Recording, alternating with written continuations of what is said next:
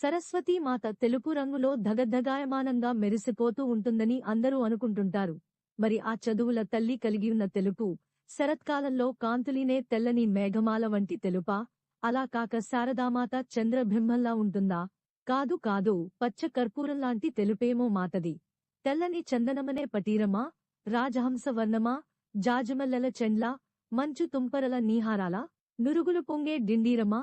మంచారబోసిన వెండి కొండలవలనేమో? వెల్లివిరిసిన రెల్లుపూలవనమేమో? మల్లెలు మందారాల సమూహమా? కొలను నిండుగా విరబూసిన పుండరీకాల? యోజనాల పర్యంతం ఉనికిని చాటుకునే శ్వేతనాగు ఆదిశేషుని వలనేమో? అన్నింటినీ మించిన స్వచ్ఛమైన ఆకాశ క్షీరగంగా ప్రవాహమా? తేలికైన శ్వేతవర్ణంతో దిగంతాలకు అనంతమైన కాంతి పుంజాలను వెదజల్లే ఎన్నెన్నో అపురూపమైన అమూల్యమైన సజీవ సాక్ష్యాలు మా మదిలో మెదిలాయి. అయినా అవేవీ ఆ దివ్యమూర్తి శారదామాత